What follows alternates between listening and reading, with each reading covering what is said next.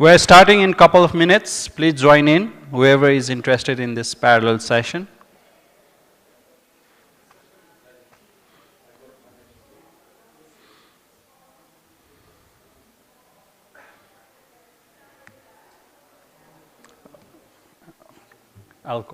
Okay. Good afternoon, distinguished guests, esteemed panelists, respected moderator, and all the participants gathered over here. I'm Brajul Joshi, economist at South Asia Watch for Trade, Economics and Environment, South Nepal. With great honor, I would like to welcome you all to the day 2 of 15th South Asia Economic Summit, SAIS-XV, Unleashing an Equitable Green Transformation in South Asia, here in beautiful Kathmandu. Since this morning, we have been gathered over here in discussing on different topics. So now, immediately after lunch, we have another interesting parallel session on the topic inequality and justice in an era of climate change. Without further delay, I would like to welcome our esteemed moderator and panelists to the stage for another enlightening session. Please join me in giving a warm welcome to our moderator, Mr. John Samuel. He is Regional Director of Oxfam in Asia.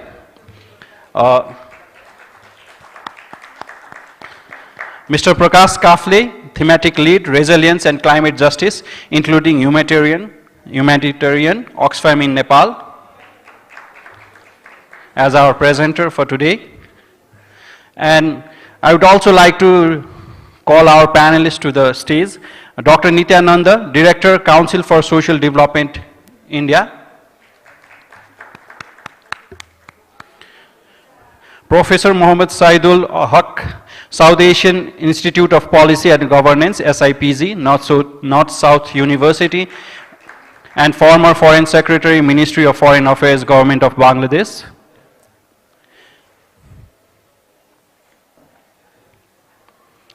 Ms. Saima William, Program Lead for Climate Action, Center for Peace and Development Initiatives, CPDI, Pakistan. Ms. Diksha Singh, Program Coordinator, South Nepal. Before I hand over the session to our moderator, I encourage each of you to engage actively in the discussions afterwards as well, to all the participants. Thank you once again for being here. I now invite our moderator to take the stage and guide us through this enlightening session. Thank you.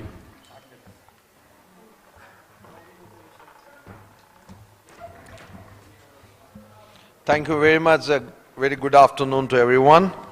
So we are beginning this panel discussion on inequality and justice in the era of climate change. As we know, climate change, the causes and consequences of climate change affect the marginalized communities much more,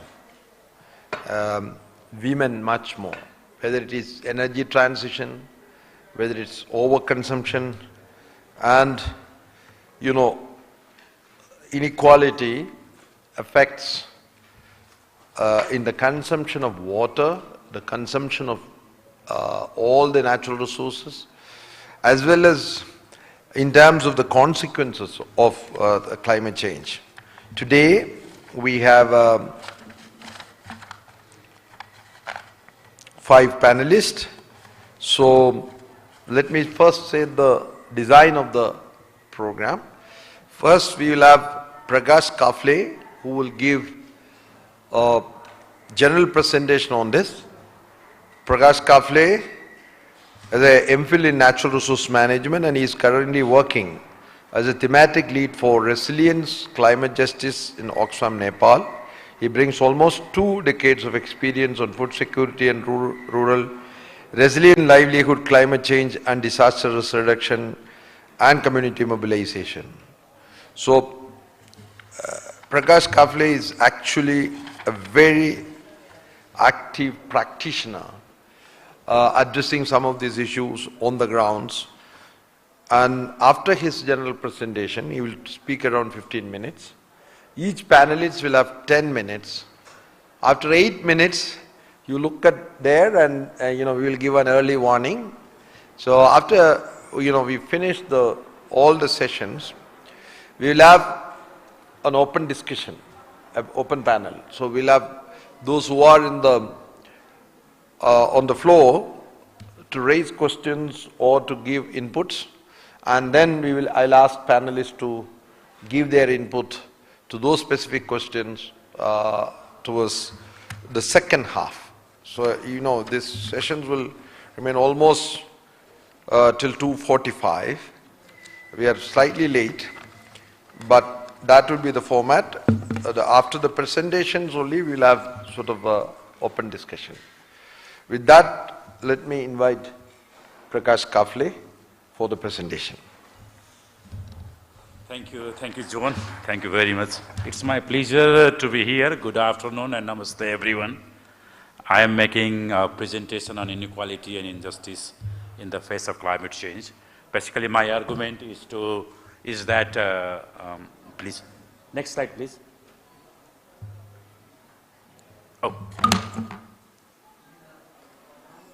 Oh, sorry. I am sorry. I have. Could you please help me? Oh, it's back. Okay, thank you. My argument is that inequality and injustices have further worsened the climate change impact. Climate change is a natural, or maybe we can attribute it to anthropometric factors as well, but it does not have equal impact on all level, on all sector, on all class of the society. So the triggering factor there is the inequality and injustices. So this is my basic argument, how climate change has impacted differently to different group of people. So this has a connotations with geographical location, of financial, socioeconomic aspects. And one of the things that is very interesting is that these vulnerabilities to the impact of climate change increase when economic inequality intersects with inequalities of power, inequality such as gender, ethnicity, and age. So this is basically how vulnerabilities how inequalities exacerbate the vulnerability. So this is also linked with the socioeconomic factors, gender, age, location, these things. So we have these things that women, particularly those with low socioeconomic status, tend to have less access to relief and assistance, lower survival rates following climate-related disasters, and increased care responsibilities. So this is an argument that I want to present, that women the climate change has burden additional care responsibilities on women. So that is one example. And women also face greater crisis from the effects of the heat stress, as well as risks related to the maternal and child health. So heat stress has a more impact on women's health as compared to other genders. And similarly, we have this global inequality. Climate crisis is increasingly global inequality, wealth inequalities. Inequalities between nations is 25% higher than it would have been without impact of climate breakdown. So Oxfam's this inequality report has found that this is the wealth inequalities is also created by climate crisis. I will go to the next thing. This also, if you see this inequalities and consumption, inequality-driven consumption creating climate crisis. So inequalities among this society, within the class, caste, geography, political locations have created a climate crisis. So the wealthiest 1% of the world's population emit more than twice the amount of greenhouse gas emissions is the poorest 50%. So the who are this is the inequality statement, that wealthier person creating more climate emissions. So the next thing is that our projection by SEI and Oxfam revealed that in 2030, the per capita consumption emissions of the old super rich are said to be over 22 times greater than the level compatible with the targets to keep the global warming below 1.5 degrees centigrade. And by contrast, the emission of the poorest half of the global population are said to remain 1/5 of the 1.5 degree centigrade compatible level. So Oxfam has done a study around inequalities and wealth and climate. So these are all data that proves that wealth inequalities, wealth distributions has impacted on climate crisis. So globalization further exacerbated the status by creating income disparity. Though there are some school of thoughts that globalization has also have some positive impact on economy, but we argue that, in Oxfam we argue that it has further exacerbated the status quo by creating income disparity, accumulating wealth of those who have excess, manipulating environmental and regulatory laws. So those who have wealth, our argument is that those who have wealth, they can manipulate environmental laws, climate laws, and regulation in favor of them. So this is the power and inequality driven things. It is not only the science or only the anthropometric things, it is more than that. It is a power, it is inequalities, it is injustices that climate crisis has happened. Oh, I'm really getting trouble with this.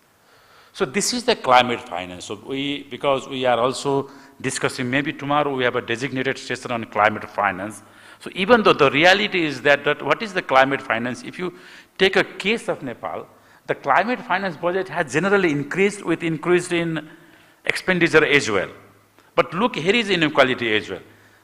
The exception is province and local government, where it should be reached, where there is a dire need, where there is a requirement, the climate finance at province and local level is decreased. So this is also an equality, examples of equalities. So the next thing is that we also saw in case of Nepal is that the amount of loans has been increased every year. The climate, because that is not a very justice for us to receive the loan in the name of climate crisis or climate change adaptations. Contribution of loan for the total climate budget was 14.7% in fiscal year of 2017-18, but that was increased to 18.3% in 2021-2025. So the proportion is increasing, climate loan proportion is increasing. The third thing is that although majority of donors adaptation project report gender as a core targets, 61% of adaptation finance does not address gender equality, indicating that many large adaptation projects lack a gender equality sensitivity or the focus. So this has also been impacted on our climate crisis. Majority of available climate funding is conditional, and the country has limited technical capacity in meeting strict compliances. I will go to the next.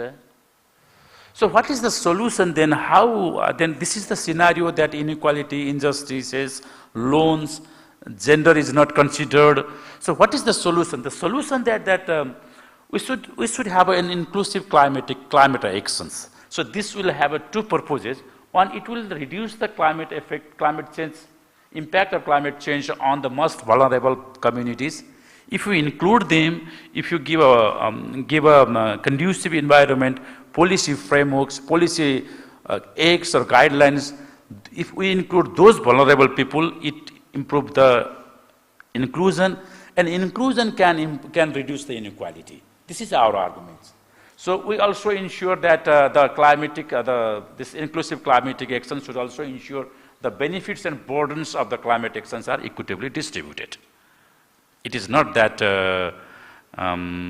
those who cannot afford it should be burdened with this argument, this benefit. So this should be equally distributed.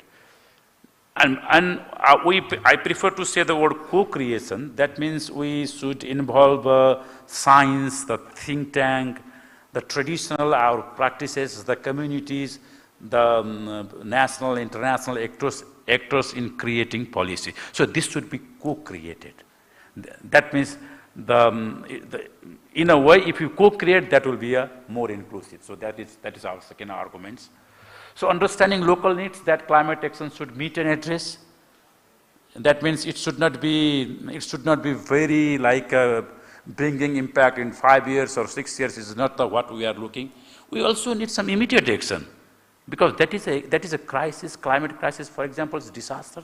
Climate-induced disaster has left many people without houses, without food. So we also need that immediate actions to recover from those type of trauma, those type of crises.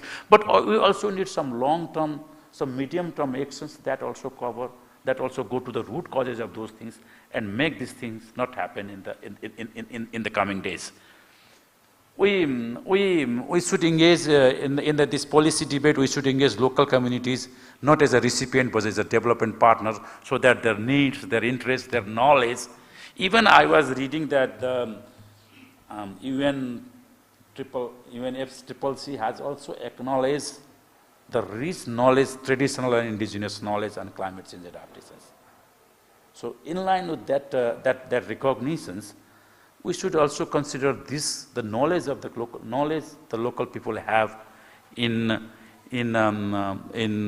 adaptation, in mitigations, and in supporting to others. So this should also be included in the climate change debate, climate change policy formulations, climate change act formulations. So this should be one of the solutions that we are proposing. We have to regularly analyze the distributed impacts of proposed climate actions. That means a system should be there to review the policy impact, to review the challenges, to review the advantage. It should not be like that we make the policy in year one, and for the 5 or 6 years we do not look after it, we do not analyze it. So that will not really work, because climate change, the issue itself, the climate is changing very rapidly. So this should be there as a solution. We should design equitable climate actions that respond to the needs and priorities and ensure benefits are distributed fairly. I also said this in the past in the above points, and I also reiterate here that the benefits and burdens should be shared equitably, and we have to monitor and evaluate inclusivity in the cities or in the localities climate actions. I think how we can do within South Asia. For example, this is one of the highly populated area. Nepal, Bangladesh, other neighboring countries, we are impacted very badly climate change. But still, we can do as a single entity. We can do that within South Asia. We can share data. We do not have a. For example, we are working in one of our transboundary projects in the western part of Nepal on Mahakali River basins. We have challenges in receiving data from the Indian counterpart, so that we can communicate with our communities. And they are also receiving data, not receiving data from our weather stations. So this is one of the challenges. We are not better prepared in the flood there. So this is one area that we can share data among ourselves, so better prepare, better adapt with the climate change impact. Upstream, downstream, heat and cold waves data. So these are one of the areas that we can work together. We also have two specific things that we can monitor and reporting climate variables, especially this snowfall and glacier. This is one of the areas that we can, because these are our water towers. All of our water systems is based on this glaciers and snowfalls and mountains. So we also have to focus there as well. So this is the second area we can do that. And also the third thing is that we have to, there is an opportunity for us to share adaptive and or best practices on farming, because agriculture is our mainstay in all of the South Asia. We are basically a farming community. So if you share our knowledge and experiences on climate adaptive practices, on how we can cope up with climate, especially with this heat stress and drought stress, flooding. So this is one of the areas we can do, and we can also do joint study research. Even if it is not possible in the government level, maybe CSO can come forward and do this type of joint research and studies, so that can be used as evidence to influence our governments to work together. So this is within the South Asia region. We can do that. So beyond the region, as an entity, as a single entity, we can do what we can do is that let's reinvigorate our regional cooperations. Let's work together as a united entity to engage with others. there are challenges. We have been seeing that SARC is, our regional cooperation is almost a dormant institutions. But let's find out some ways that how we can reinvigorate those type of regional relationships. Let's do some track to diplomacy. I have just get some chances that that does work, that did work in the past. I have some informal chat with the colleagues, so that has some good impact in the past as well. So that we can do as well. People's Forum is a good forum, good platform. We can present ourselves collectively to others. South Asian Forum, we have some institutions, some active institutions, some are also there, so we can reinvigorate them, or we can form a very collective, so that we can, this can be one area, one methods that we can engage with others. Evidence collection, advocacy and influencing, collective evidence collection, collective advocacy, collective influencing can be one area that we can do together. And the fifth one I propose is collaborating with like-minded organizations in the North. In the global North, there are organizations, there are peoples who speak in favor of, who support us, who are our friends, who are our allies. We can also collaborate with them. We can work together with them. We can build network and alliances with them, and we can present, we can amplify our voices among others with support of this type of institutions. So this is some of the suggestions that I put here, that how can we raise issue of climate change globally as a one entity. Thank you very much for listening. I am here to respond if you have any questions. Over to you, John.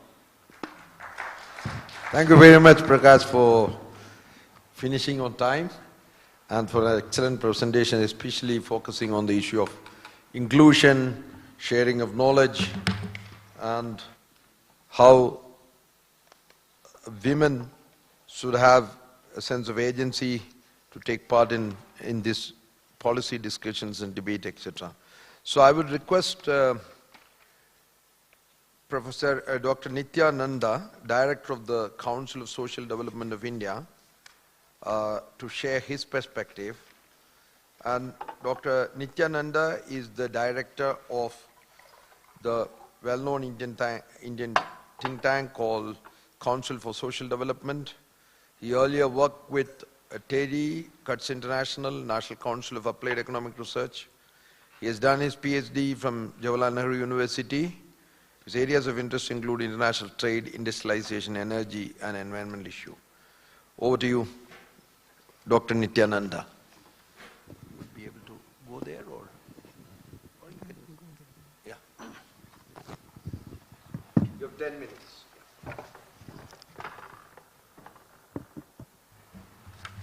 Thank you, Chair, and thank you, Soti and Soti colleagues, for getting me here. Inequality and justice, climate justice, I think those two are very important terms here. Inequality because we are in a situation of inequality. Our incomes, per capita incomes, in all the countries in South Asia is pretty low. Maybe slightly higher in Maldives, but in all other countries pretty low. Our energy consumption in all these countries are also pretty low, apart from Bhutan and Maldives. Slightly they are in a better position. And when your income is low, your energy consumption is low, be sure that your emission is also pretty low. So we are dealing with all these three kind of inequality where we are at the lowest possible level. But when it comes to vulnerability, we are among the highest. So another kind of inequality we are facing. Now we all know that, you are more vulnerable if you are poorer, even in the same country, even in US, even in India, even in Nepal. So one of the most important antidote for climate vulnerability is that you are economically slightly well off.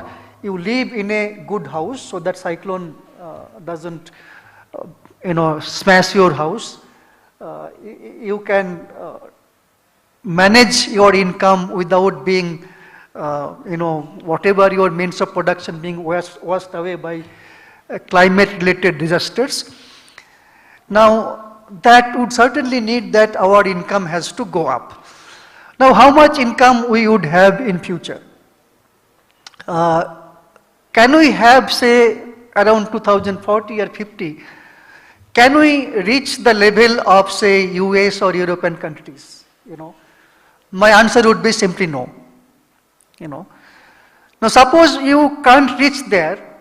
India is around $2,500 per capita income. Suppose you want to reach something like $10,000. I would not have higher ambition, and that's ambition for, say, all countries in the region. For, of course, Nepal, would be needing much more efforts because their current income is not even as high as India. So to make that possible, what you need to do? Now, if you go by the development history, you would need that you have to industrialize. Very essential condition for that is that you have to have industry. Now, that would need energy. And if we are operating at a very low level of energy consumption, that is very low. And it is now almost well established that to reach a medium level of, a respectable level of human development, you would need at least 2,000 kilowatt of electricity per annum that you have to use per capita. And if you have to do that, our countries need to consume much more of electricity, especially countries like Bangladesh, even Sri Lanka and all. So all of them need much more electricity to be consumed. Now there are two aspects that need to be considered here. That energy you need at your homes, energy you need to run your personal cars, and energy you need to run your factories. Now these two different kinds of energy consumption are very different in nature. Now if you look at the industrial history of the last, say, 30 years, you will find something very, very stark. Now, most developed countries actually have not increased the industrial production over the last 30 years. In fact, some developed countries in Europe and even US, they had their level of industrial production decline in absolute sense. Germany has been able to maintain. In Japan, it has declined in absolute sense. But what happened to their energy consumption? Their industrial production has gone down, but their energy consumption has not come down to that extent. Why? Because their energy consumption is mostly in houses and running cars, and also leisure travel by airlines. So those are the energy consumption which you can say as lifestyle related energy consumption. Now everybody talks about Chinese energy consumption being high, but still China is not yet a developed country. China is still, you can say, upper middle income country, per capita income around 10,000, and that is the level we would aspire to be in. Now in their case, energy consumption has gone up mostly because of industrial production, right? So the crux of the story is that if we have to develop, energy consumption will go up, and how will that play out in terms of energy use and emission that occurs due to that. Now as I said, we cannot be oblivious of the facts that climate change is happening and we are worst affected. We would make best possible efforts, but we are in a dilemma. What kind of dilemma? That two aspects of climate action, one is mitigation, one is adaptation. Now we all know that developed countries or even developing countries, I would not get into this distinction, but the actions we have been taking will not be able to limit, emission level or say temperature rise level within 1.5 degree. So it will be probably 2 degrees centigrade or more of temperature increase. So we know that climate change is happening and climate change will happen and we will be affected much more. Now given that we have our limited resources, where do we prioritize in South Asia or in other individual countries, developing countries? The balance, maintaining balance between adaptation and mitigation becomes very, very difficult. We cannot ignore adaptation, all kinds of maybe making permanent structure houses for poor people which they cannot afford, that might need government efforts, so even that is part of our adaptation efforts. Now with that, energy consumption will also go up. Both will need some slightly higher level of energy consumption at our homes. Our people have to live with some comfortable environment. We know that most of our people live in, work in outside environment, so they cannot work in AC environment, but maybe they would like to sleep for 8 hours at night, maybe in AC, so that they work in non-AC environment, during daytime. So their home electricity consumption might go up. Now with that, what kind of, arrangements that need to be made? We have to go for our own public transport. We have to reduce our, personal electricity consumption. What in India we call it lifestyle for climate adaptation mitigation. That we will do. But also think about what is the best solution. Given that technology is still emerging, given that we are not sure about the life cycle impact in terms of emission of the climate, of the technologies that we adopt, what do we do? And we thought of depending on technology and finance from developed countries, and we know that that is not going to happen in a significant scale. Just few days back we had COP in Baku that was pretty, I would say disappointing in terms of results if you talk about climate finance. So we are not going to get much of help. So the inequality of situation and inequality of efforts will continue because we are not going to get much of help. And that's why the CBDR is important, which Paris Agreement virtually had made it irrelevant. But I think we have to still keep that in our mind whenever we talk about our own climate action, mitigation or adaptation. Those will be important part of our climate action. Thank you.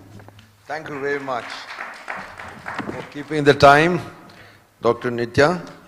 And some of the very important points he mentioned is the dichotomy between economic development, energy consumptions, and some of the strategies to adapt, including public transport, technology innovations, etc. So thank you very much for that presentation.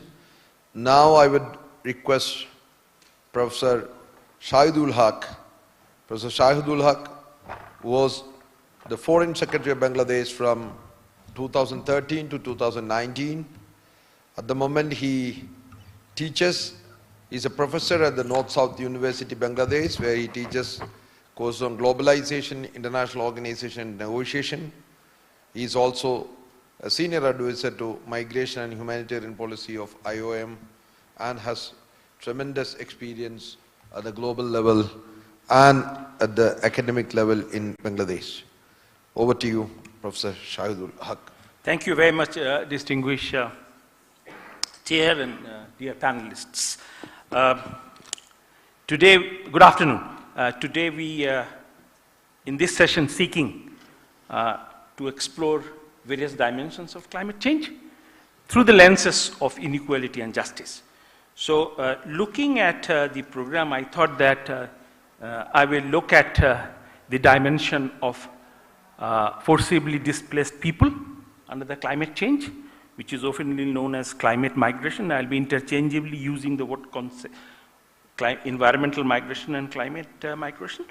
What I'll do, given that the audience is very educated, and I'm sure that you are familiar with the concept, so I will straightway hit as to how I frame this in the context of injustice, justice and inequalities. It's a two different thing in terms of population displacement. So, and then I will also share with you as to how the global debate has emerged, and currently the International Court of Justice is looking at climate change, which is a very exciting kind of a phenomena, which would be of more interest rather than going through as to what so far civilization has done to deal with people who are extremely vulnerable and get immediately ousted from their habitat due to climate change.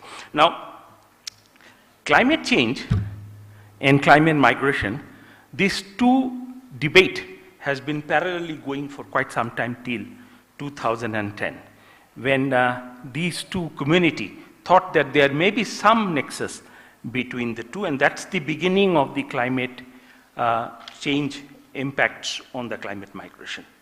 And now people think that the first impact that one has on the people is to not them to be able to live on their harm way and move out. So that's one.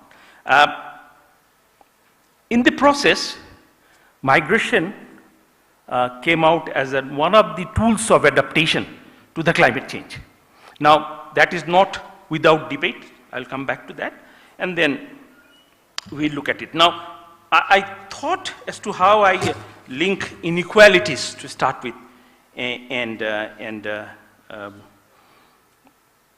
climate migration. There are three ways that I could think of. One is that inequalities arising out of the very fact that climate impacts on people in a varying factor.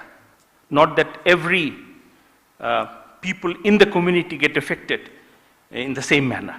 The people who are living on the margin of the society or in the Bay areas get more affected than those who of us live in a more structured habitat. So that's one.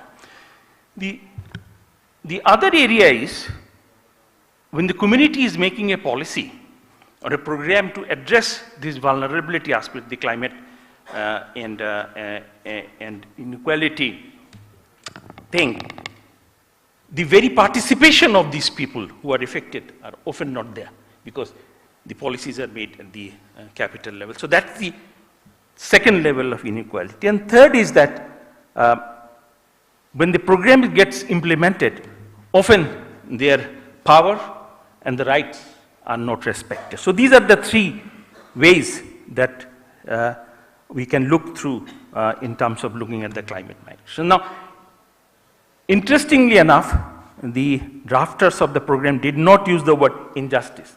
They have used the word justice, which has helped me also to bring on the positive aspects of climate migration. There are three ways we can look at the impact of migration mobility in the context of climate change through the lenses of justice.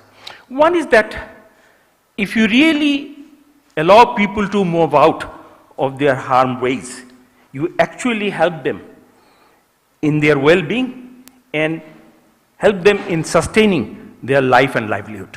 Now, there's a very interesting study came out of the Department of Science of UK back in 2011, which actually for the first time brought the whole issue of climate change and migration together.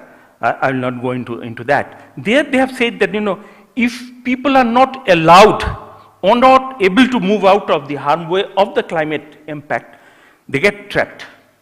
So that's how the concept of trapped population has come in, which is actually the issue of inequality and injustice. I will not go into the into the elaboration of that. There's a whole cell debate on that, which is still emerging. But there are two concerns if you want to use migration as an adaptive tool for climate-induced displacement. One is that people think that this is how the people who have committed the crime get away. So that's the first. Second is, actually you are pushing the very victim to take on the burden rather than the state and the society. So that's the two critics, despite the fact there are some issues that, that goes on. I know I'm running against time. So I'll go directly into how the global debate has emerged, centering around climate migration, inequalities and justice.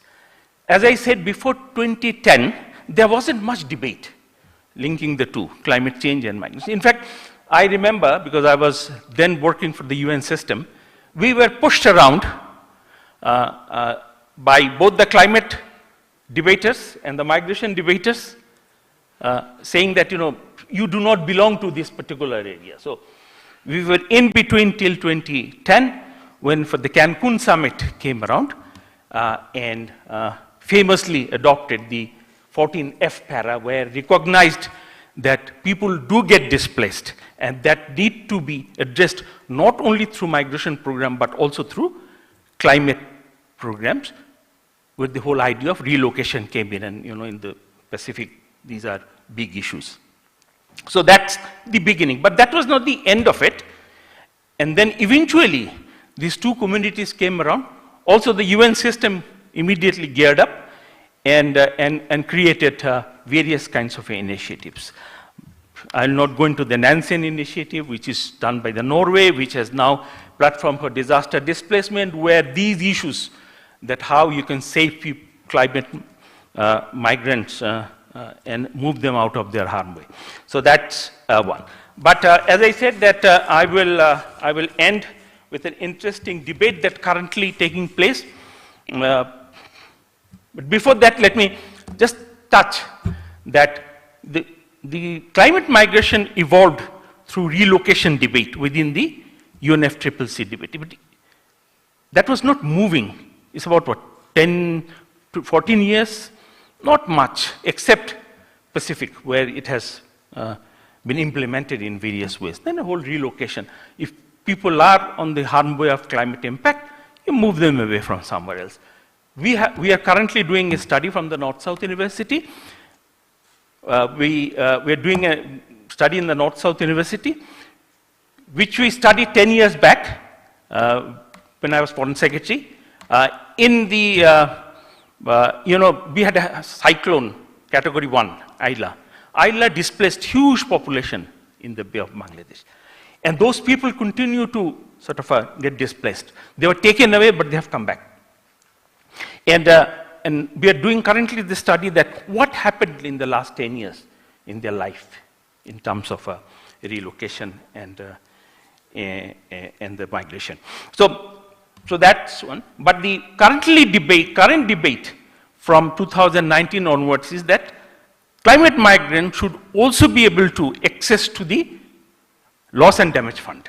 So that's an interesting justice angle that comes into the debate. Can I have 1 minute more, sir?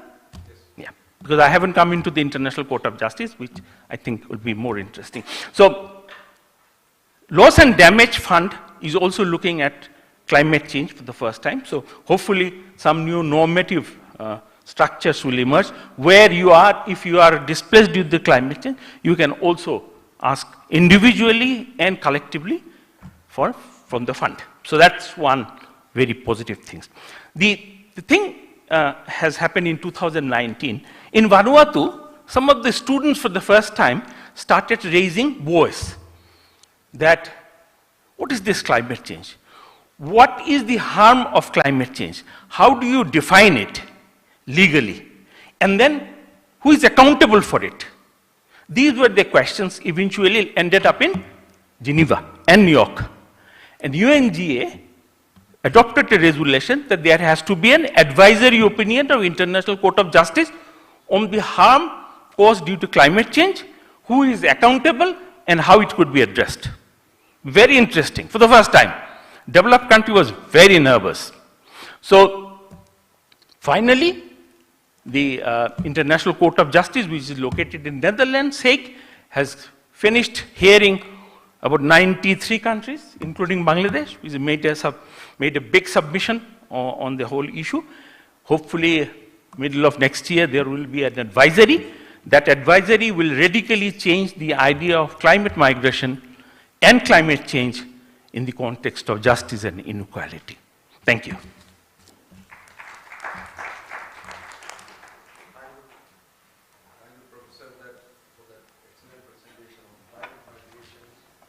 And its implications for inequality, or how inequality often drives climate migration.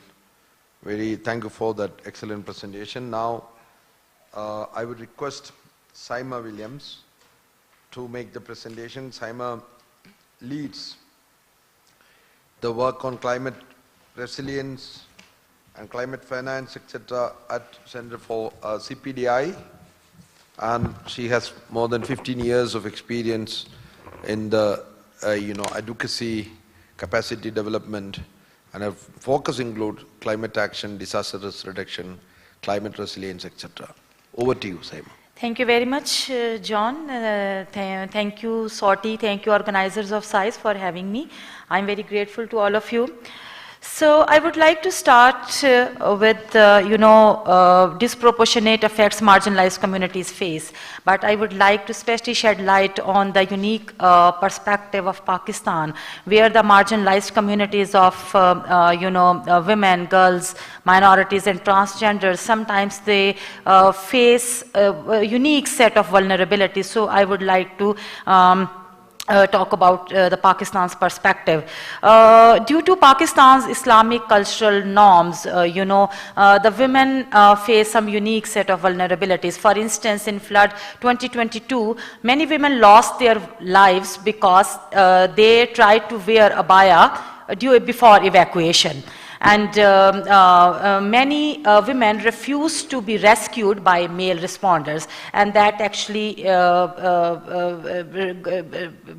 got the reason of the increased number of women mortality rate during evacuation and disaster.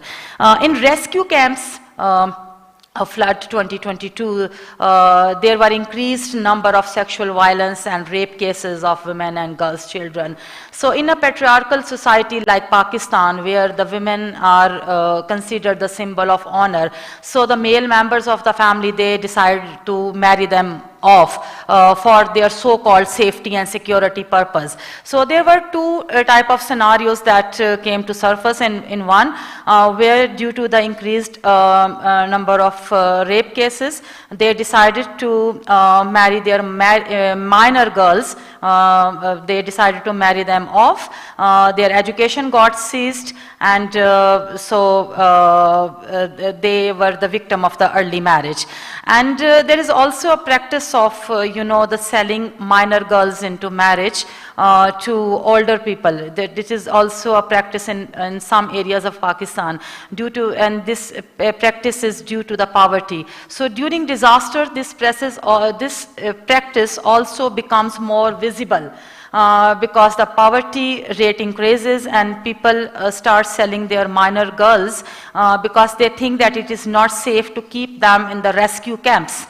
And also due to poverty, this number got increased, selling minor girls into marriage with the older people. So if we look at the impact of climate change in the lives of those girls' children, so we can see that this impact is for lifetime. Their education got seized. They were married off prematurely.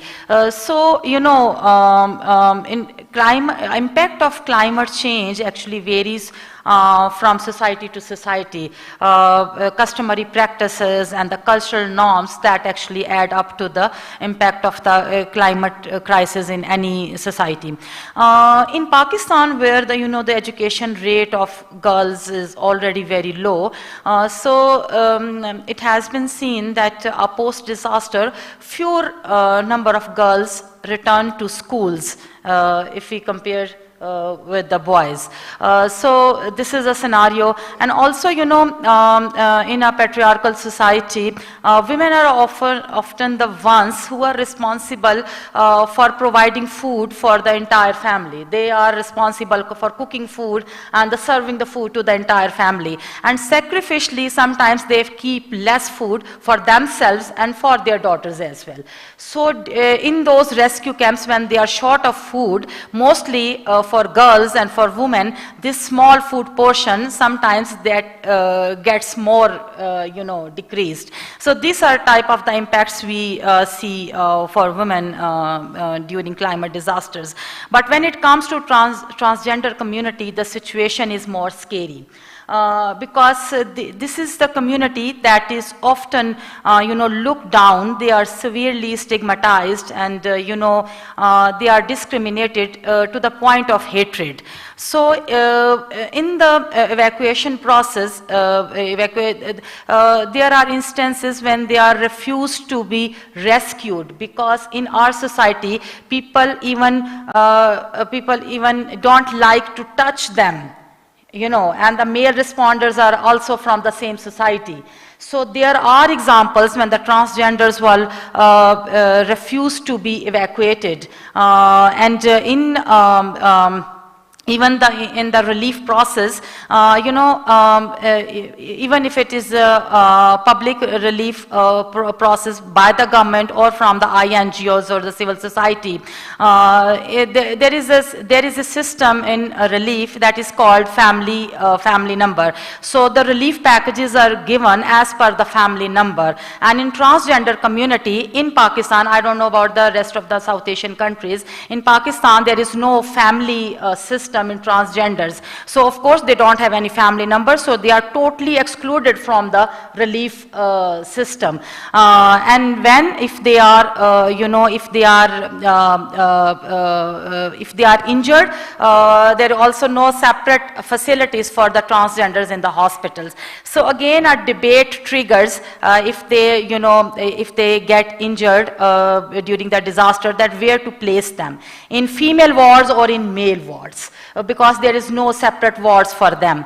And even if we try to place them in the female ward or in the male ward, the people in the ward, they also start objecting on their presence. That why have you placed them in our ward? So this is the type of discrimination and hatred, and how the impact of climate impact actually multiplies for these communities. And the same goes for the religious minorities.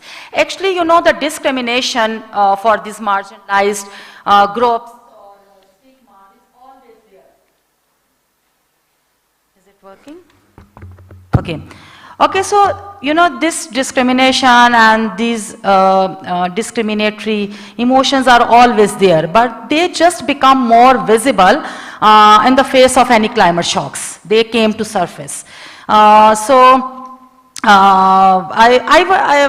To wrap up this part of my talk, I would like to come up with some of the policy suggestions. I suggest that there should be trained female workers in the rescue team to address the cultural sensitivities as well, and then the medical and paramedical staff should be trained to handle diverse, gender identities, and there should be separate facilities in the hospitals as well. And after disaster, there should be a full-fledged program to re-enroll girls students to schools. And often I think we will have to condition it with the cash transfer tied to education. Then of course, then it will work.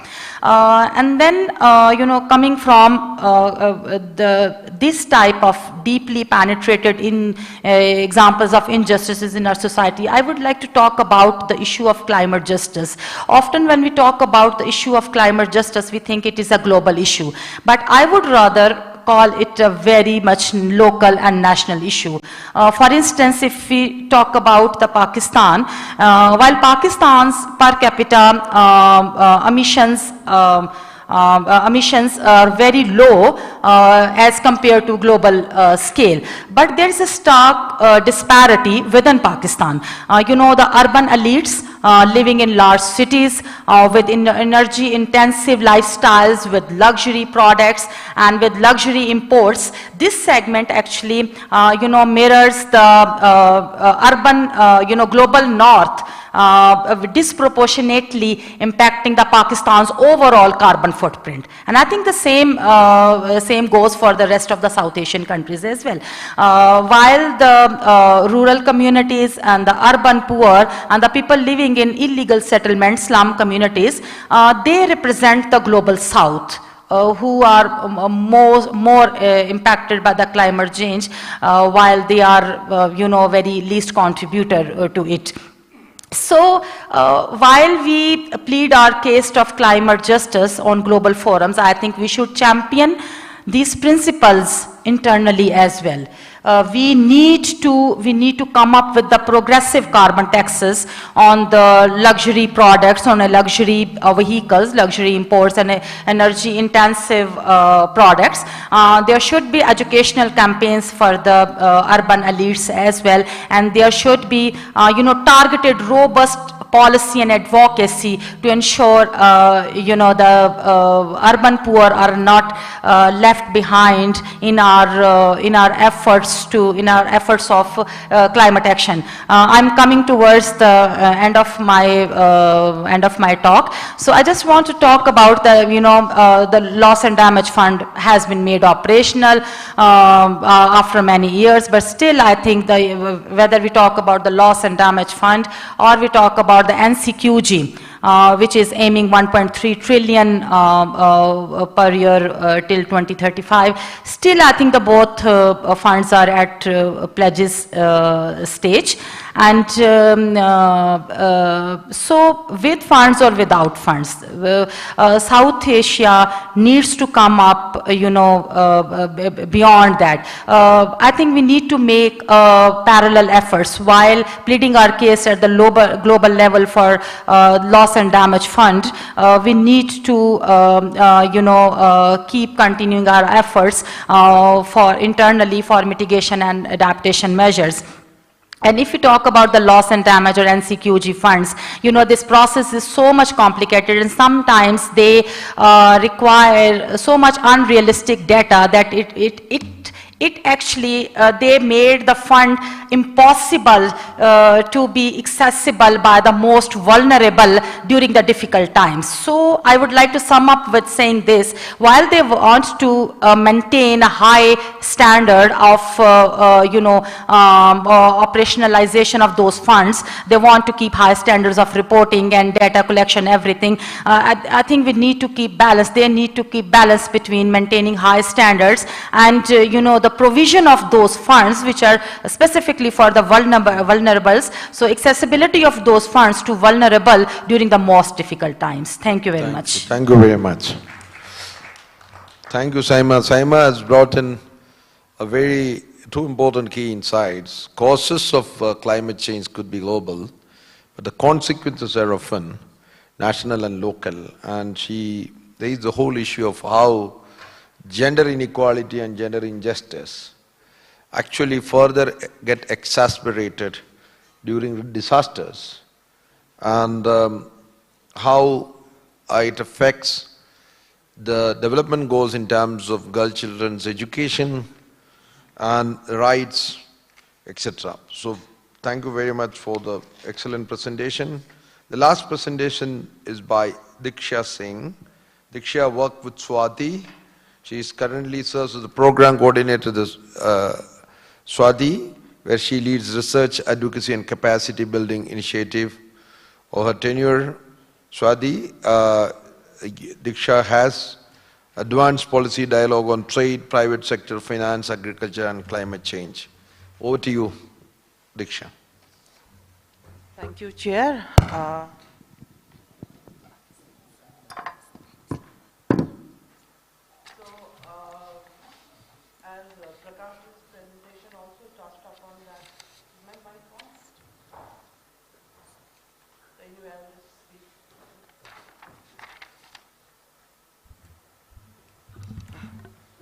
So as Prakash's presentation touched upon that, how globalization and consumption is also highly responsible for worsening climate change scenario, and obviously international trade is one of the biggest culprits when it comes to emission. So anyway, despite the fear of sounding like devil's advocate, I would like to touch upon how trade and trade policies could be leveraged for adaptation and mitigation measures, and how trade could facilitate the transition into low carbon economy while creating income and employment opportunities for the most vulnerable people. So a lot of my ideas is drawn upon from a recent study Southie did on trade and climate nexus, in which we looked into how climate change is affecting Nepal's trade structure and how we can take advantage of how Nepal could take advantage in terms of trade in this changing scenario. So obviously, we all know trade impacts climate change because production and transportation related to cross-international trade is one of the biggest emission generators, but at the same time, climate change also affects trade. So obviously, through disasters, how climate-induced disasters affect production and trade-related infrastructures, that is one area. Besides that, also, climate change is shuffling and shifting comparative advantages of the countries, especially when it comes to agricultural products. We see that because of the warming that's happening, some of the areas that were not viable for certain crops, now suddenly they are producing those kind of crops. I think in Nepal we can see that in oranges and some fruits, something similar has emerged, and also because of the climate change and how mitigation technology is being developed, certain technology has become lucrative, and also especially energy resources, renewable energy resources such as hydropower generated electricity and other electricity generated through renewable resources have become a lucrative tradable commodities. So that is one of the how trade is being changed. Climate change is affecting trade, and so when we talk about trade and exports, we can see that environmental goods and environmental preferable goods are now emerging. So in Nepal, Nepal could take advantage of that if we, countries like Nepal. So when we talk about Nepal, Nepal's major exportable agricultural products such as tea, cardamom, etc., and also not agricultural products, but products that Nepal exports such as jute products, and those products, they tick all the right boxes when we talk about when you talk about environmentally preferable goods. And so, but having said that, I also want to add that just because demand for certain goods has increased does not mean that any country will be in the capacity to increase supply accordingly, because there's already supply side constraints need to be addressed. And also all these products that I mentioned, they are also highly vulnerable to impact of climate change. So there is that, and also I think we also discussed that yesterday and today also, that a lot of regulations are being implemented when it comes to green the supply chains. So now that there's a fear that for smaller countries and for smaller producers, cost of compliance and meeting standards, and also cost of receiving those certifications is going to be quite expensive, and that is especially huge, that could emerge as a new non-tariff barrier, and also one of the sticking factor for the smaller producers that are involved in this producing these items. And also not only through exports, and imports are also quite equally important when it comes to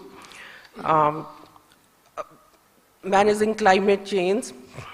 So because imports give access to low carbon technology and other and especially when it comes to agriculture and food security, number one, imports are quite important because in terms of food security, that not all the countries are capable of producing all their food security related needs. So easy import is quite crucial. And at the same time, now that climate change has become evident and there are responses to climate change. There's lots of research and development being done in terms of developing this heat-resistant seeds and all kinds of drought-resistant seeds and all those kind of technologies also.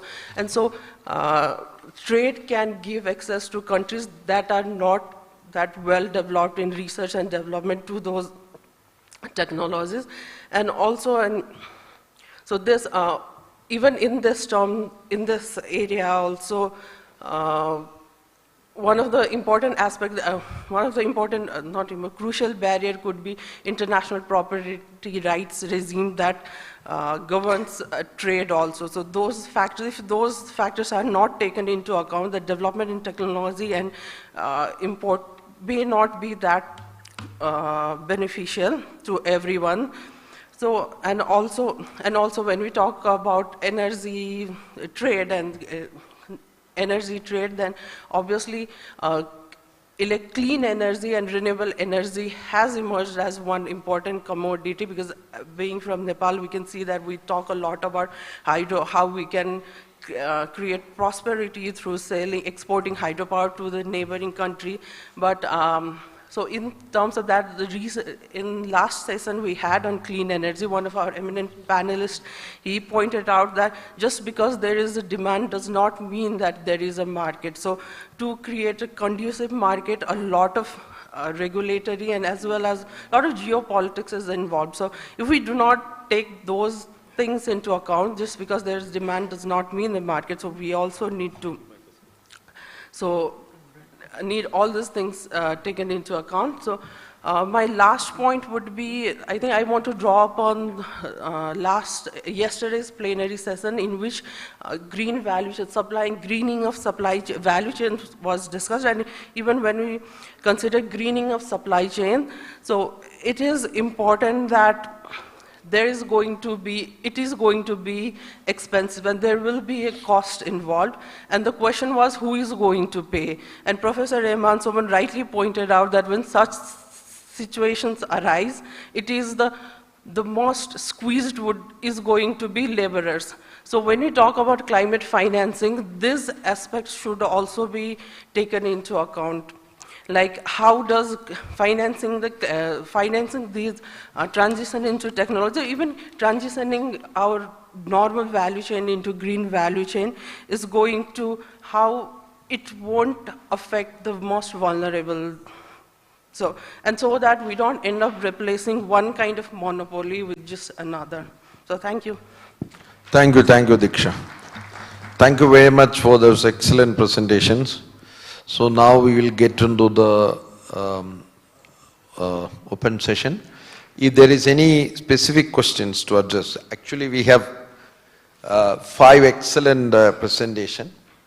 Prakash Kafle focused on the larger issues of how inequality and injustice perpetuates and how climate change has actually exacerbated these inequalities in multiple ways. Then we have Dr.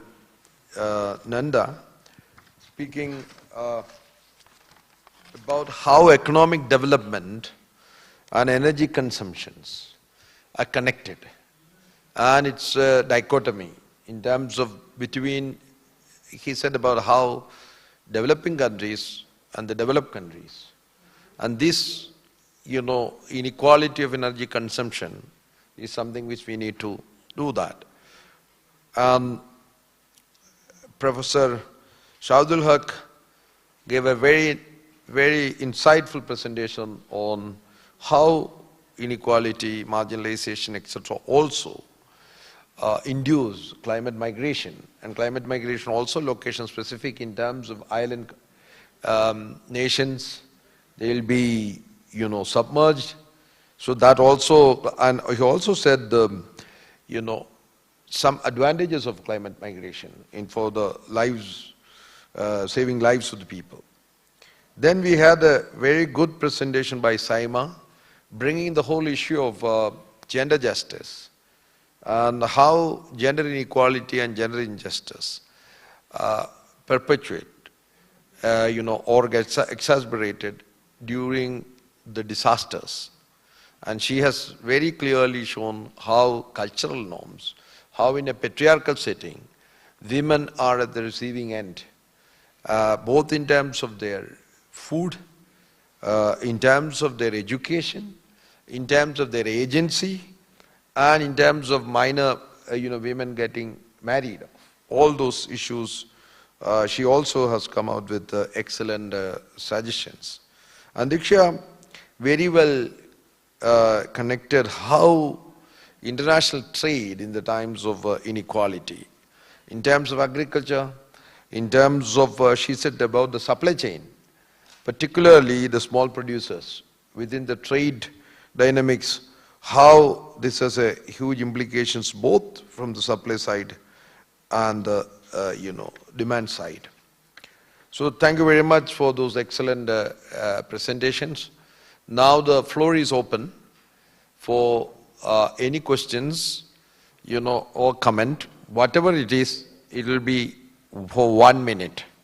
So sometimes, so 1 minute, say your name, and if you have a specific questions to panelists, please tell, the name of the panelist, or if it's a general questions, please say so. Mic is not on.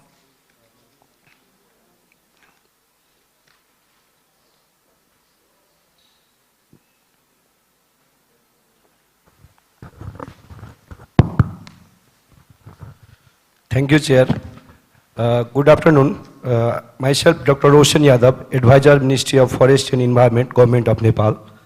I have a question with Professor Nityanand. My question is that, sir, you talked about the very recently COP Baku, and where we had a very disappointing results connected to, in case of climate finance and all. What we saw in Baku that none of the big leaders from, we say, the very recently elected President Donald Trump, neither from India, Prime Minister Modi, not if we work very closely with the government of India in several aspects, not even the Forest and Environment Minister was there. There were just 2 or 3 joint secretaries were there, and so was with the China. All the big countries were in. So if these big countries are not taking this seriously, then how are we going to resolve it? And in case of Nepal, very recently, with a decade, we are supplying our exporting our hydropower to India only. But now we have been doing it to Bangladesh, and the talk is going on with other countries as well. So how we are going to resolve it? Thank you. Thank you. And others, we'll take 2, 3 questions. Yeah.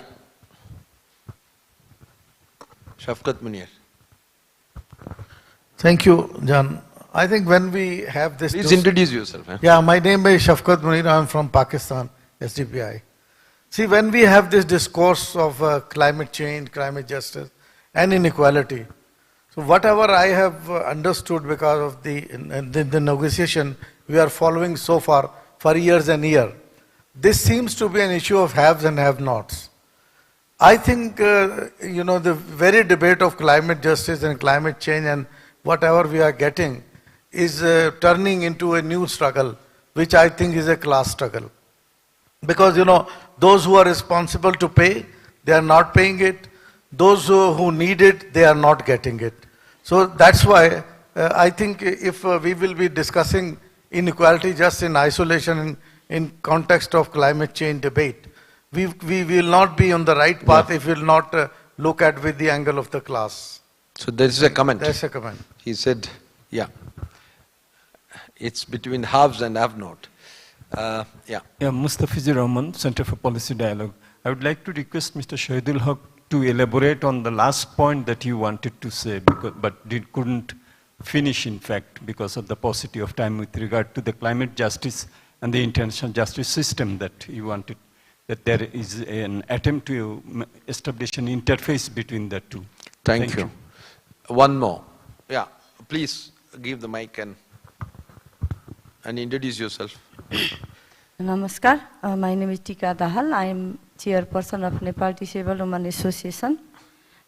My question is related to, I think, Prakash sir, the issues of climate justice and equity. People living in the high risk area play an important role in the protecting the environment, but face many challenges. Their lack of accessibility, lack of information, and they make it hard for the dealing, how to fight this climate injustice, you know. So how can we ensure the rights of them as the perspective of climate justice, especially the marginalized group? Thank you. Thank you very much. The last question. Thank you very much. My name is Aman Pant and I am representing Nepal Economic Forum here. Thank you so much, Ms. Simon Williams, on the crucial insight on how culture ties to climate injustice with examples from Pakistan. I'd also like to touch upon the point you mentioned about how the climate emission and vulnerabilities are disproportionate not only at a global level but also within nation states and within countries, especially in South Asia, with the urban rich consuming and emitting at levels equivalent to the global north. My question surrounds this issue, that unless we really address this disproportionate emission to vulnerability issue at the national level, can we really have a strong leverage on the international stage when it comes to climate finance or claims for loss and reparations? I think this is often overlooked within discourses, and hopefully we can discuss more on this. Thank you. Thank you very much. Now we will come to, some of them are comments, some of them were questions specifically. So in the context of this, probably we can, I would raise a couple of other issues. One is, when you talk about inequality, inequality is a multi-dimensional concept. So there is inequality between countries, right? Both in terms of wealth, in terms of geopolitical power, in terms of colonial history. So there is inequality between countries. Then there is inequality within the countries. As we said, there is a north in the south and there is a south in the north. So in the urban areas where the wealth is concentrated, the facilities are concentrated, water resources are concentrated, and the rural people are at the receiving end. That's one thing. And the other dimension is the social inequality. We have not talked about. When you talk about South Asia, the caste discrimination is a very important thing. And caste, applies in different contexts. In India, it is very much there. Social inequality. Most of the people happen to be Dalits and Adivasis, poor people. In Bangladesh, in many times, it could be marginalized communities, right? In Pakistan, in Nepal, everywhere. There are marginalized communities, social inequalities, and the third dimension is very, very sort of gender inequality, where also she has really raised the issue of what you call transgender, LGBTQ. How does it affect them? So, I think the discourse will have to be to do with what you call micro inequalities within the countries, within the communities. Like in many communities, people don't have access to water because the Dalits cannot access water from the same well. So there are micro level inequalities which has happened, including the patriarchy at the home, and then there are macro level inequalities which is largely to do with the geopolitical, and political economy framework. So I would also request everybody to take 1 to 2 minutes to specifically reflect upon some of these points which have come. We will start from Saima, women first, and Diksha, and then we will come to the other side, to Professor, Dr. Nanda, and Sushil.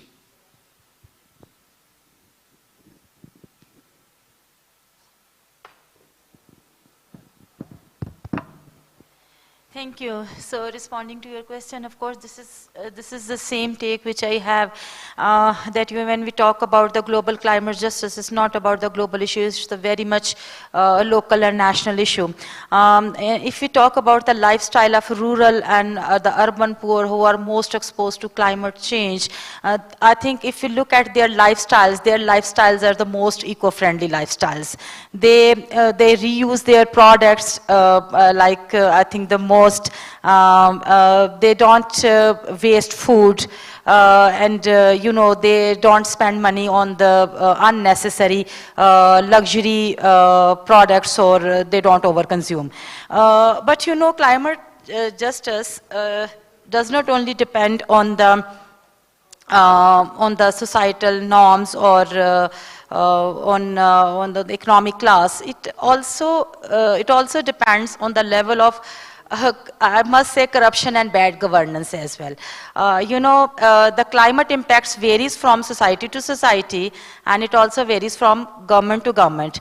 The same climate can have different impacts in one country and can have the totally different impacts in the other country, depending on the the quality of their governance.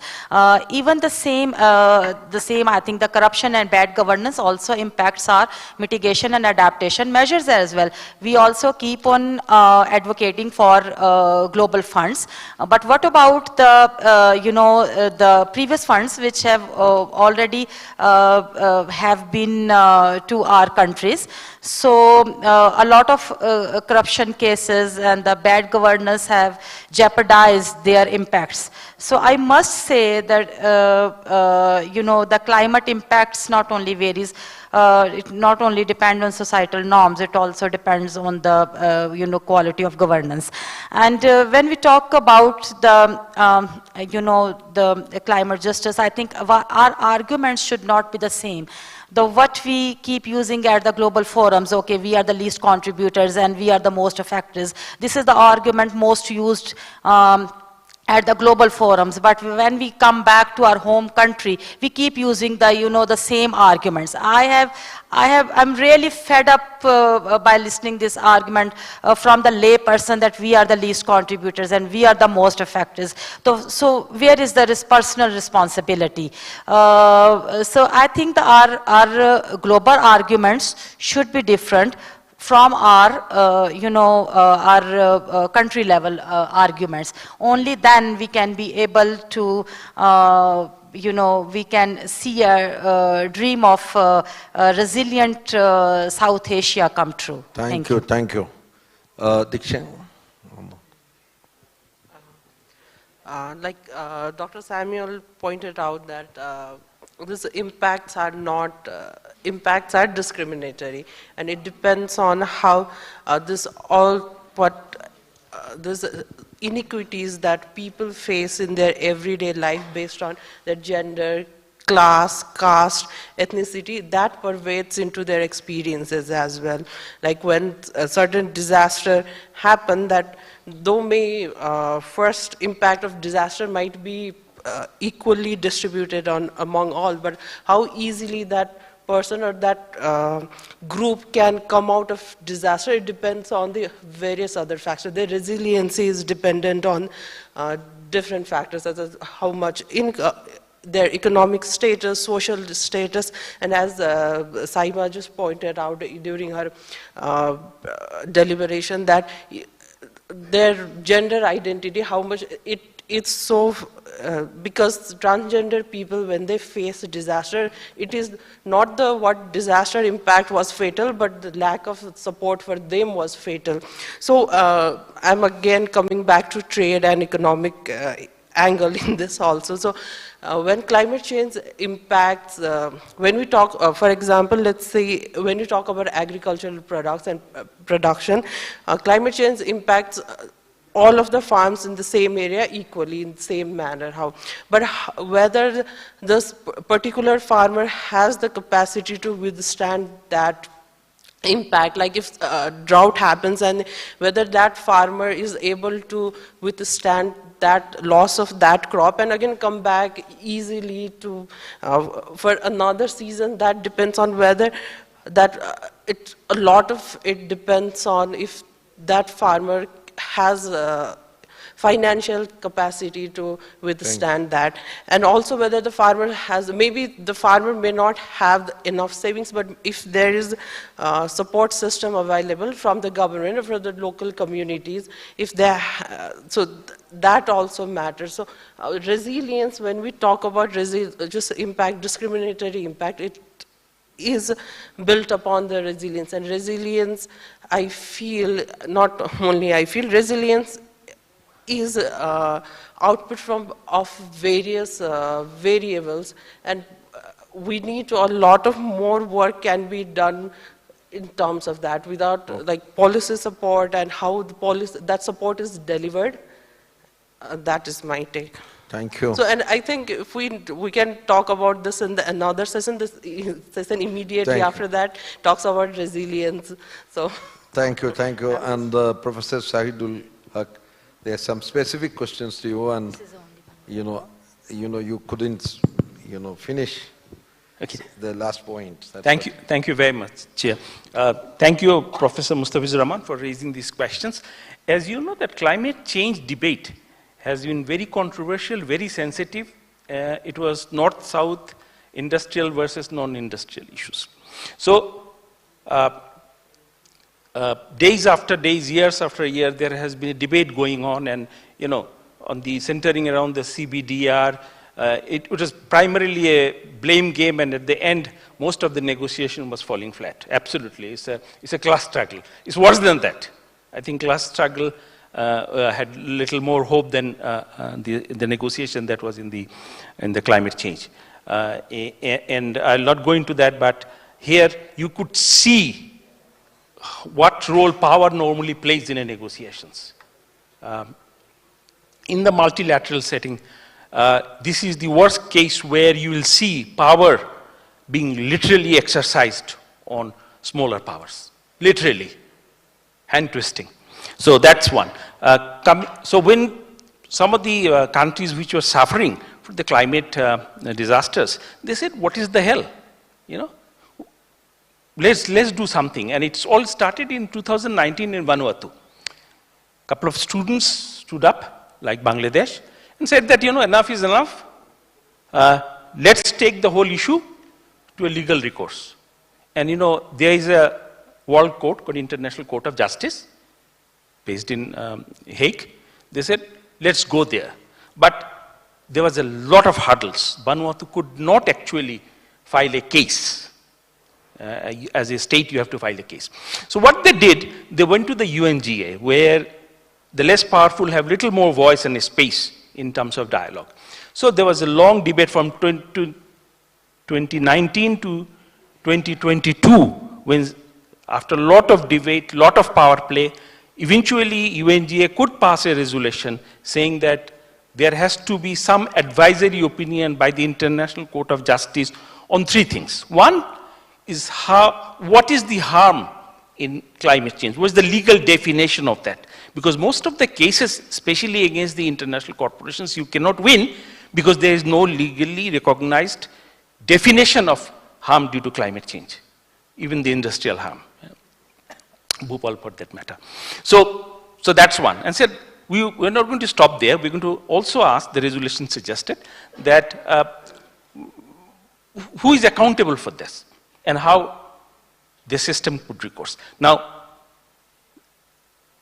countries and international organizations were asked to submit their submissions, where Bangladesh also made a submission on the climate change. So there were 93 submissions, not only by the states, but also by the international organizations.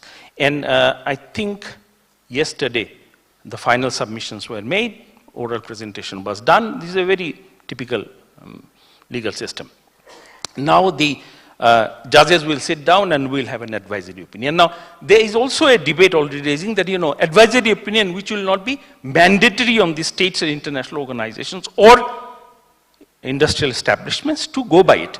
But what it will do, it will first, for the first time, will define what is the climate harm, how it happens, who is accountable.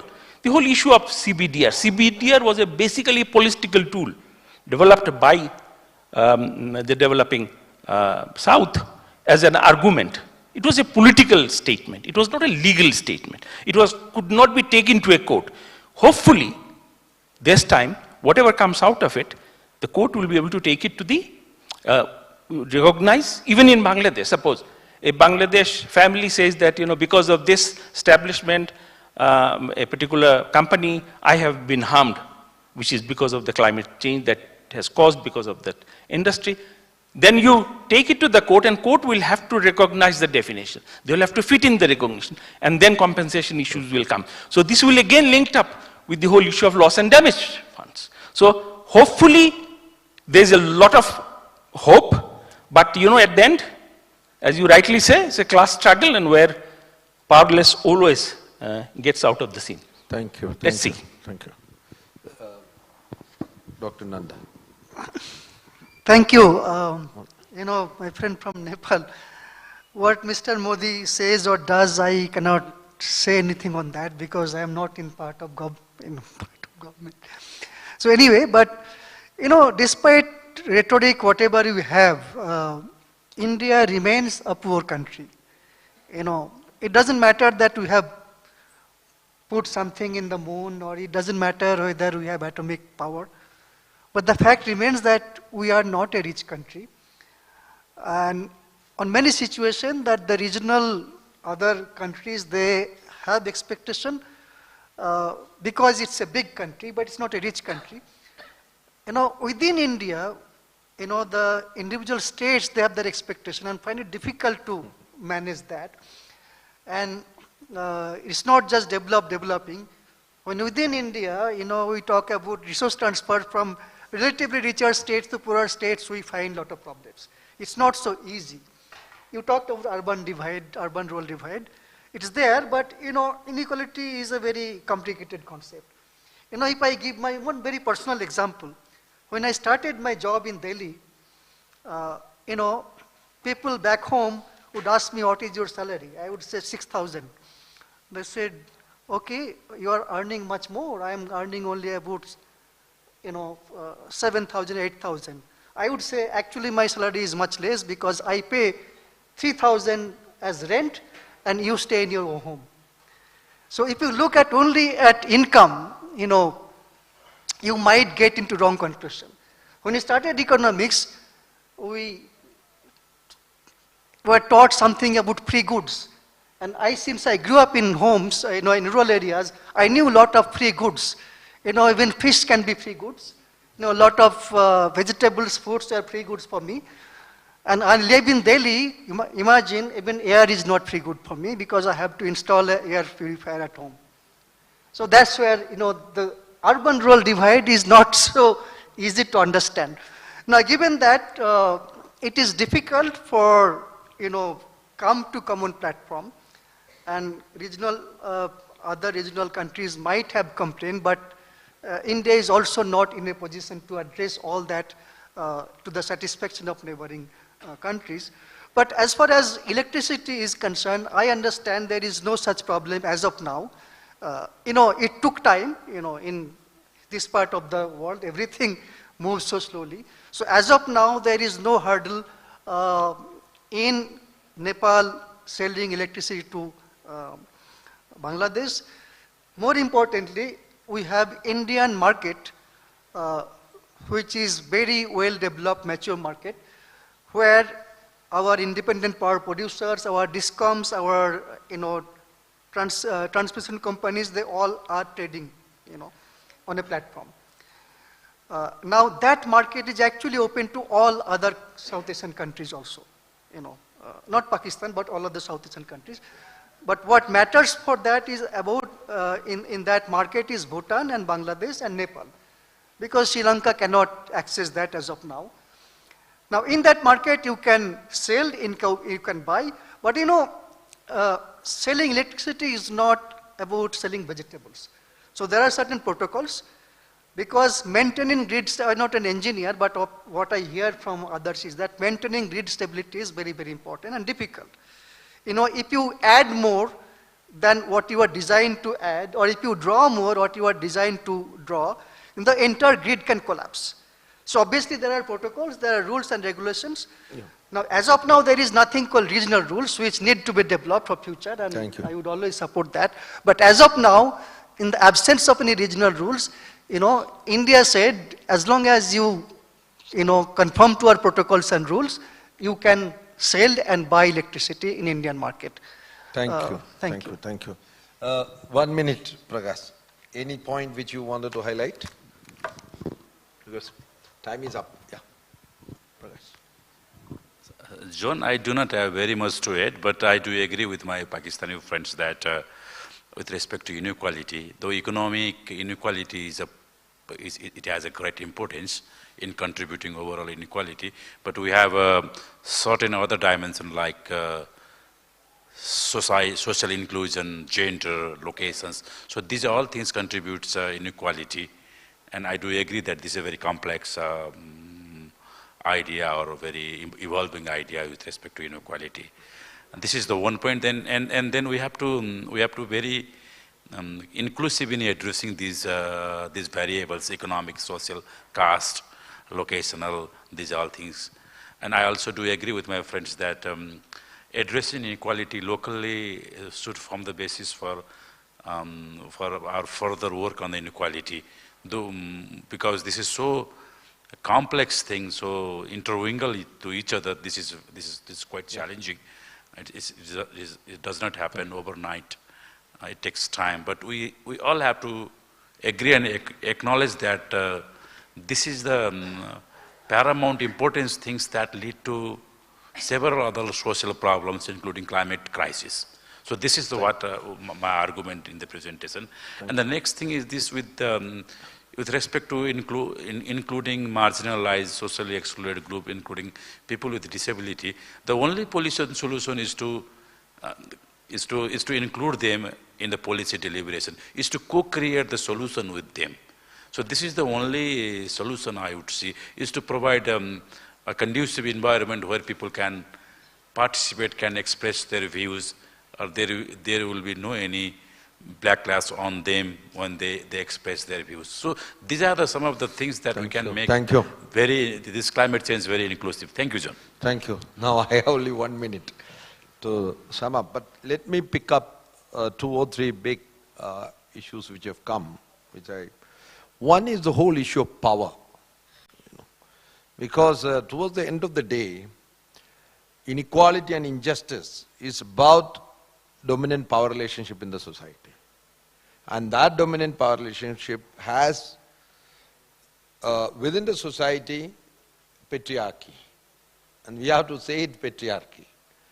The second thing is the political economy. Who controls the resources? That's the political economy. Who controls the land? Who controls the habitat? Who controls the technology? And who controls the finance? These 4 issues, unless it is addressed, and now let's look at the fact, like Dr. Nanda said, it's not really India. The largest number of poor people and hungry people live in South Asia. And who are the poor people and hungry people? They have been socially and historically marginalized people. In our country, still it's Dalits and Adivasis, right? And even look at the urban poor. And I remember working with urban poor in the 1990s and 80s. All of them were victims of development. They were displaced by the big dams where they didn't get water. They didn't get water, but they lost the land and got some money, and they ended up in slums, right? Where they were working as drivers and, cleaners of those well-off people. And the consumption of the 1% of the wealthiest percent is, 16% of the emissions. And that's equivalent to 66% of the people globally. And this has also other things. And I know in many places, in many houses, there are lots of swimming pool when people do not have one bucket of water, where women will have to walk kilometers to fetch water. And that's the reality. And that reality has nothing to do with climate change. It has been historically, the inequality and injustice is based on the unequal and unjust distribution of resources. And resources means land, habitat, technology, financial resources, gainful employment, all of them. And unless we address this, and that's the point I wanted to make what Saima said. It's towards the end of the day, it's about the governance. He also said about it. The distribution of finances in India, I come from Kerala and, day before yesterday I submitted to the 16th, Finance Commission, and one of the things was disaster prone. And that's the point I wanted to say. The largest number of people died in South Asia because of disasters. Actually, not only cyclone, I'm doing some research, Bola cyclone killed more people than tsunami. And many people may not know in what happened in the 1970 in the Bay of Bengal. So the point about it is we are, disaster prone. And what our leaders are doing. And that's a very, governance issue is a fundamental thing. It's easy to point fingers elsewhere. Are we using our finances to decrease inequality? Are we doing progressive tax? Are we doing distribution of resources in an equitable way? These are the questions we need to ask, because climate change exacerbates existing inequalities and injustice. It also creates new inequalities and injustice in terms of technology. For example, whether it is Tesla, the richest man in the world, who also controls X, and when you look at the media, social media is the most monopolized thing in the world, right? Whether it is Facebook, WhatsApp, whatever it is, what we see, what we read, they decide, and algorithm decide. So there is also technological inequality which restricts information to some and which actually privilege information to somebody. So the data is also a very important thing beyond the finance. Friends, we had an excellent presentation with the 5 very scholarly panelists giving excellent 5 different dimensions from energy consumption to climate migration to gender inequality to how trade plays a very important role in the time of climate change, and how climate change discourse also has something to do with our food security, agriculture, farming, etc., etc. And I would like to thank each and every panelist for the excellent insights and presentations. And I would like to thank all those participants who patiently listened to this dialogue. I hope these insights will contribute to the policy outcome of this very important South Asia Economic Summit. Thank you very much for everyone. Thank you, John. On behalf of Saudi and all the co-organizers, I would like to thank you, our moderator and panelist, and I would like to request them to please stand for a group photograph before exiting the stage.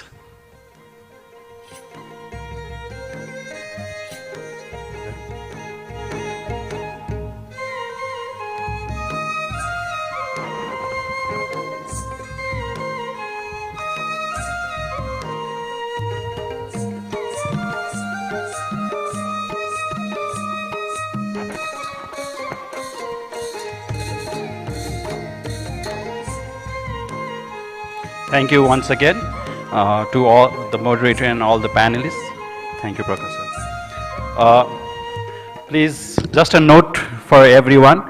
We have another 2 parallel sessions lined up for the day. We have a short tea break and we'll come back again at 4 o'clock.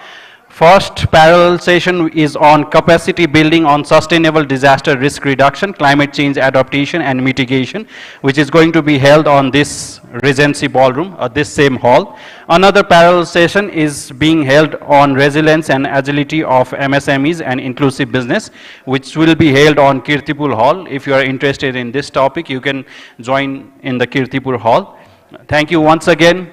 Let's take a short break and again we'll join together at 4 o'clock. Thank you everyone.